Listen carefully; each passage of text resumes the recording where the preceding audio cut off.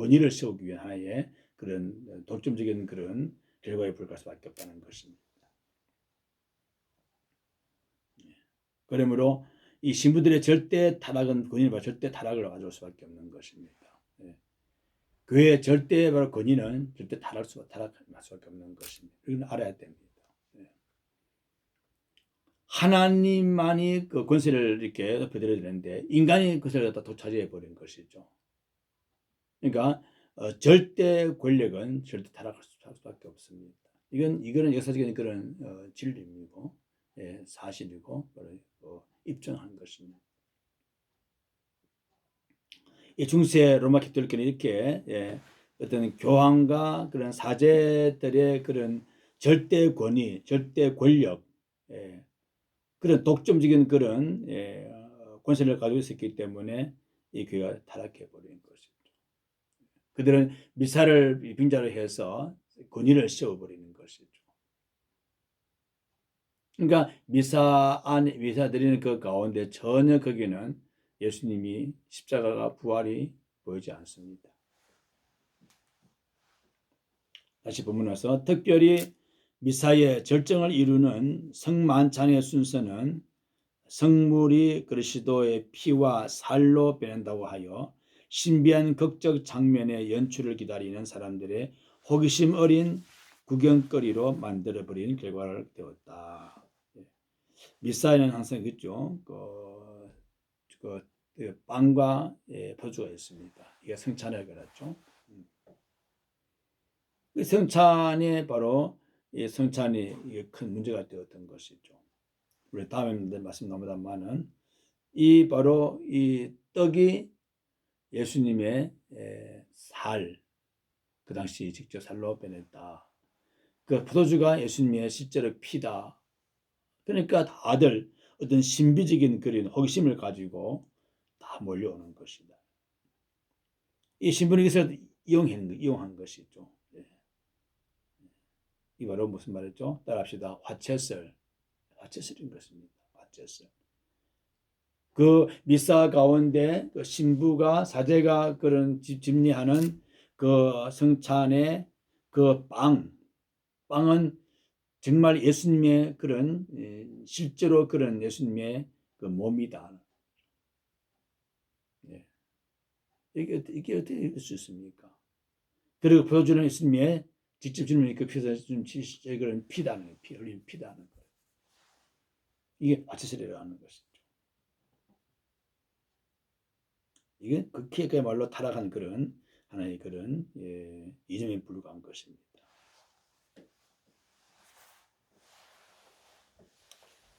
정말 거룩해야 할 그런 성만찬이 도리어 사람의 구경거리고 되고 신비한 그런 환상의 착각을 하면서 극적인 효과를 일으키면서 그게 다 몰려오는 것입니다. 거기는 생명이 없습니다. 어떻게 이 빵과 어떻게 이 그 잔이 어떻게 주님의 실제 그런 몸이요 그런 거룩한 게 피가 될 수 있냐는 것이죠. 그리고 하나님의 말씀은 삶의 현장과 단절된 채 독백적으로 믿어 읽혀지거나 또는 생략해 버리는 잘못이 태만에 있는 실정이었다. 여러분 그 미사를 보면은요, 그렇죠. 그 신부가 혹은 보면은 말씀이 별로 없어요, 그렇죠. 전적인 그런 쭉 의식만 장엄한 것입니다. 이것이 바로 또 미사에 또 다른 그런 큰 헛된 일이었다는 것입니다. 하나님의 그 말씀 주가 되어야 되는데 그 말씀이 단절돼 버려요. 어떤 그런 무의미한 그런 독백적으로 하는 그런 읽혀지는 이게 불가해 버린. 그러니까 그 미사는 철저하게 사람 중심인 거예요. 교황 중심, 신부 중심이었다는 것입니다. 이게는 예수님이 전혀 계시지 않았습니다. 이것이 바로 로마 가톨릭 교회 당시의 그런 타락한 그런 징조로서 루터가 과감하게 개혁을 일으켰던 그런 큰 시발점이 된 것이다라는 것입니다. 이러한 상황들은 중세의 교회를 힘없는 교회로 전락시켜 갔고 마음과 뜻과 정성을 모두 하나님을 섬기는 예배가 부재하고 영과 진리로 예배드리는 무리들이 시들어져 갈 때 주의 몸된 교회는 병들고 인간의 심성은 부패해질 수밖에 없다는 진리를 뼈아프게 경험하는 시간을 맞는 것이다. 이렇게 예배의 부재로 인한 성도들의 그런 믿음은 형식적이고 교회는 은혜가 사라져버리고 성도의 그 심성은 그야말로 부패해져가 퇴폐해져가는 이 모두가 다 로마 가톨릭교의 그런 큰 오류요 그런 잘못이었다는 것이죠. 그렇기 때문에 하나님께서 세운 그 모든 그 종들은 철저하게 자기를 부인해야 된다는 것이죠. 우리 마태복음 볼까요? 우리 말씀 봅시다. 마태복음 16장을 봅시다. 16장. 참 진리 참 종은 어떤 종이냐, 어떻게 돼야 될 것인가를 말씀하는데 우리 마태복음 16장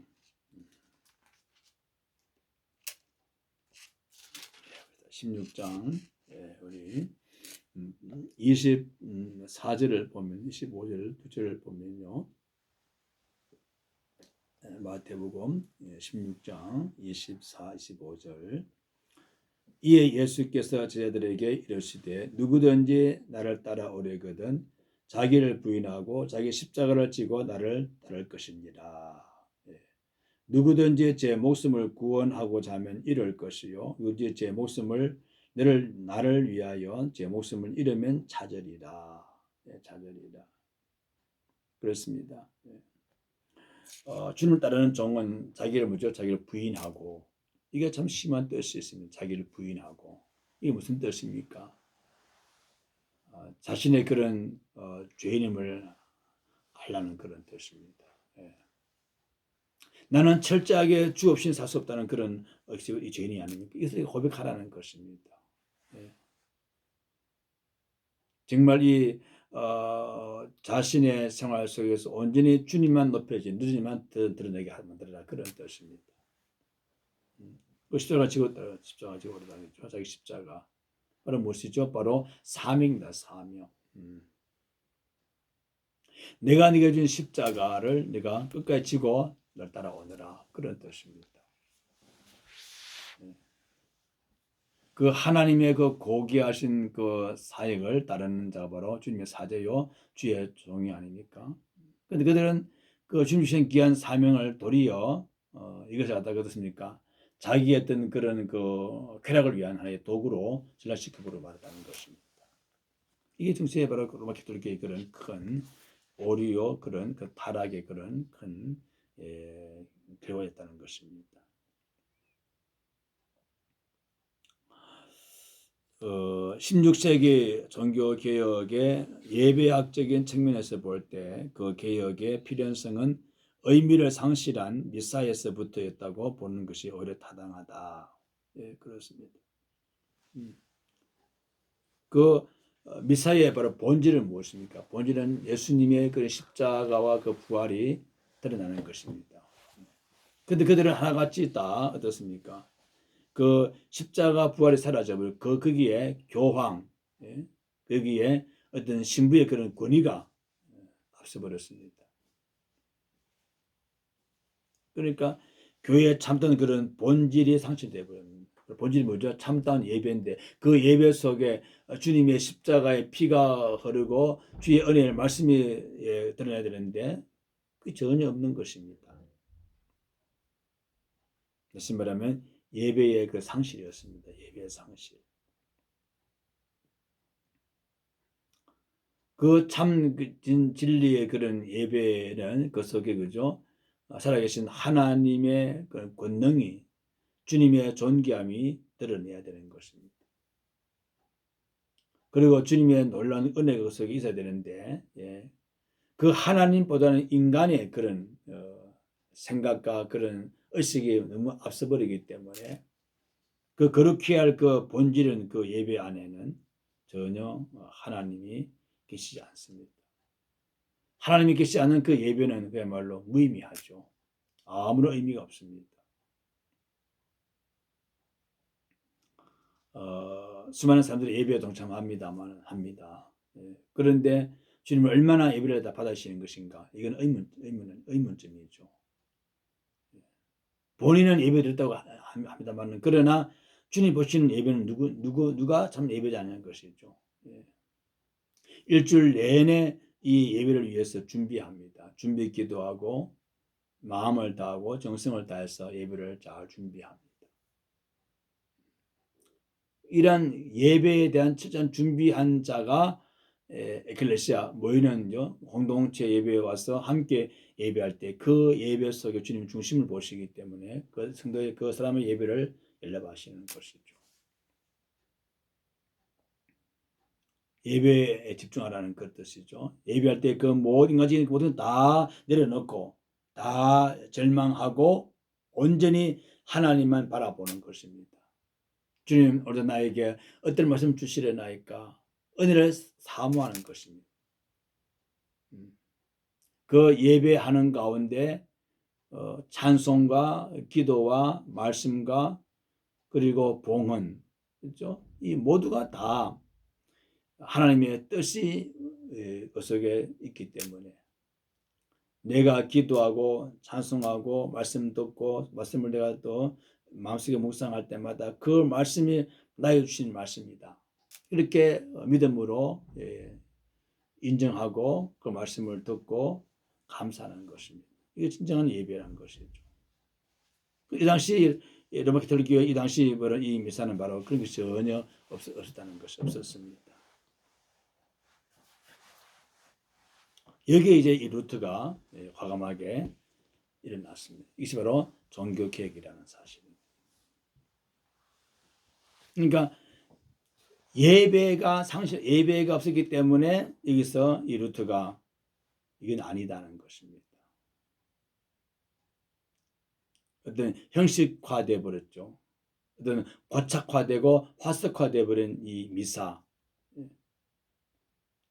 그 스기 성찬에서 바로 이 빵과 이 잔이 바로 예수님의 실제 그런 몸이요 그런 피다. 그러므로 호기심을 가지게 되고 야심의 삭개다 해서 다 몰려옵니다. 하나의 그런 구경하러 몰려온 것이죠. 이것이 바로 그 당시 중세교의 그런 타락한 그런 모습이다. 그래서 예배로 잘못된 그런 미사로 인해서 모두 이 부패가 다 증인한 것이라는 것이죠. 2페이지 봅니다. 교회가 존재하는 1차적 목적이 하나님을 영화롭게 하는 데 있음을 인정할 때 자연적으로 예배란 교회의 모든 기능의 최우선적인 것이 되어야 하기 때문이다. 이 목적이 바뀌어지거나 희미해질 때 언제나 교회는 문제를 갖게 되었고 하나님의 꾸지람을 받게 되었던 것이다. 그렇죠. 교회의 가장 첫째는 그런 근본적인 그런 바로 목적은 바로 뭐죠? 하나님을 영화롭게 하는 것이다 하는 거죠. 이 말씀도 한번 더 확인해 봅시다. 고린도전서 10장 31절 말씀 늘 이렇게 읽어도 참 은혜롭습니다. 고린도전서 아시죠? 10장 31절 시작. 그런즉 너희가 먹든지 마시든지 무엇을 하든지 다 하나님의 영광을 위하여 하라. 그렇습니다. 내 모든 삶의 의식주 속에 오직 하나님의 영광을 위하여 하라. 이것이 바로 교회의 가장 일차적인 그런 목적이고 우리의 삶의 최고의 그런 사명인 것이라는 거죠. 이 목적이 왜곡되고 상실할 때에 교회의 모든 문제가 다 유발되는 하나님의 징계가 오는 것입니다. 이런 그런 교회의 가장 그런 본질적인 것이 훼손되고 부패해지고 상실하게 될 때에 여기에 하나님의 교회는 서서히 무너져 버립니다. 모든 나라, 모든 국가, 모든 교회, 모든 가정에 바로 주는 바로 최고의 바로 주체는 바로 하나님이시죠. 하나님의 영광입니다. 그런데 그 영광을 인간의 그런 것으로 딱 훼손시켜 버리고 이렇게 퇴색시켜 버리고 나중에 주님을 하나님을 다가 떠나버리는 그 자리에 인간이 교황이 사제가 서게 있습니다. 이 중세교회의 그런 참 비참한 그런 모습이었습니다. 우리는 뭡니까? 오직 뭐죠?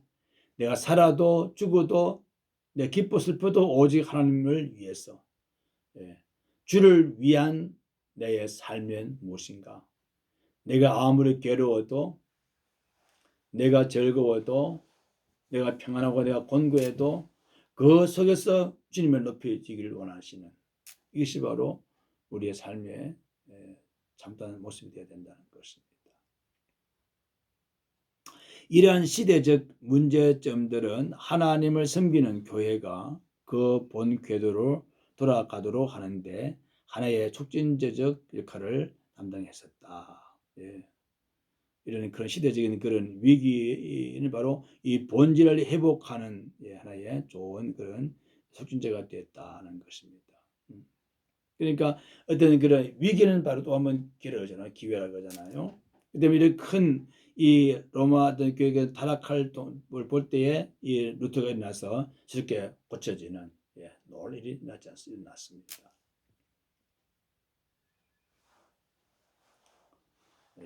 그러므로 그 가운데서도 끊임없이 지적되었던 예배의 무질서는 종교 개혁의 필연성을 즉 발생을 서두게 하는 요소가 될 수밖에 없었다는 것입니다. 그러니까 어떤 예배의 무질서가 종교 개혁을 이렇게 유발시키는 하나의 촉진제가 되었다는 것이 촉진제가 되었다는 것입니다. 그러니까 얼마나 좀 이렇게 위대한 모습 사건이었습니까? 하나님의 뜻은 그렇습니다. 그런 타락하고 어둠에 있는 그런 그 시대의 그런 그 모든 병폐와 그 타락을 보고는요, 그냥 주님께서는 못 보고 그냥 보고 지나가시는 분이 아니시죠. 그렇게 해야 할 그런 그 하나님의 교회가 하나님의 그 예배가 인간의 그런 장난으로 인해 가지고 교회가 예배가 훼손되고 예배가 어떻게 무너질 때 주님은 통탄한 것입니다. 주님이 분노하신 것이죠. 그래서 루트를 들어서 서신 것이죠. 이번에 봅니다. 예배의 기획자들입니다. 기획자들. 자, 16세기 초반의 로마 교회를 보면서 개혁의 필연성을 절감한 것은 수많은 개혁자들 및 그들과 호흡을 함께하는 민중들이었다. 그렇습니다. 그 타락하는 그 로마 그런 교회를 보면서 기획을 해야 되겠다는 그런 필연성을 가진 사람들이 일어난 것이죠. 하나님이 하시는 일들이었습니다. 그러면 교회는 끊임없이 기획되지 않은 것이 불가합니다. 그런 하나님의 사랑과 그 주님의 그 공의에 의해서 일어나는 것이죠. 잘못된 것을 고치는 그런